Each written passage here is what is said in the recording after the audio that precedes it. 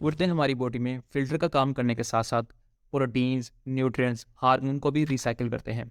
हमारे किडनी के बहुत सारे फंक्शन होते हैं, जैसे कि ब्लड प्रेशर को मेंटेन करना, विटामिन डी को एक्टिव करना। इसके साथ साथ हमारी बॉडी में हाइड्रेशन यानी कि पानी की मिकदार को बैलेंस रखना। इसके अलावा हमारी बॉडी से टॉक्सिन्स या ड्रग्स को रिलीज करना या ख़त्म करना। हमारे गुर्दों में नेफ्रॉन्स की तादाद 10 लाख से 15 लाख होती है।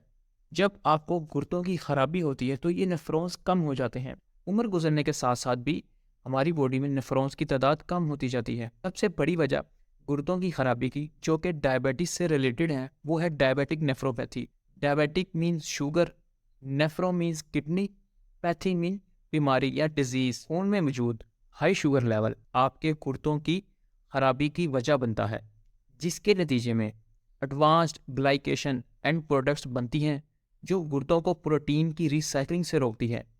तो आपके यूरिन में प्रोटीन शामिल हो जाती है, जो कि निशानी होती है कि आपकी किडनीज डैमेज्ड है। प्रोटीन के इम्बैलेंस की वजह से आपको एडीमा यानी कि पूरे जिस्म में सोजिश हो जाती है और पानी इकट्ठा हो जाता है। फेस पफी हो जाता है, हाथ पांव सूज जाते हैं, टांगों में सोजन बहुत ज़्यादा हो जाती है। जब भी किसी को गुर्दों की खराबी या किडनी डिजीज शुरू होती है तो कम से कम 10 साल बाद जाकर उसको पहली अलामत आती है।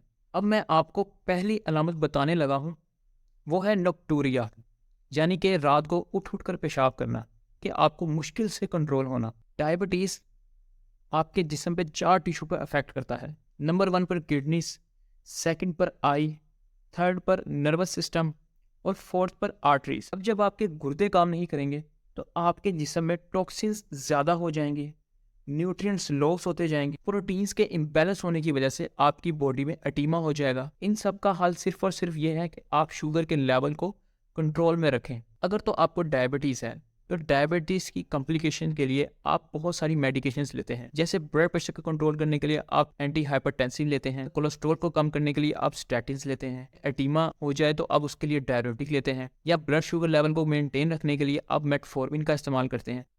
बॉडी में आप शुगर के लेवल को मेंटेन करने के लिए मेडिकेशन यूज़ करते हैं।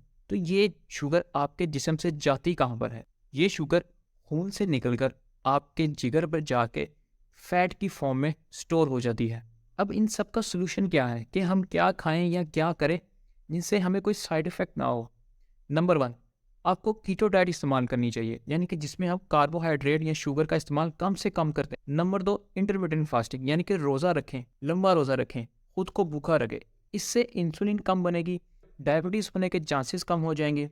दिन में 7 से 10 कप सैलड का इस्तेमाल करें, ऑलिव ऑयल का इस्तेमाल करें, एप्पल साइडर विनीगर यानी कि सेब के सिरके का इस्तेमाल करें।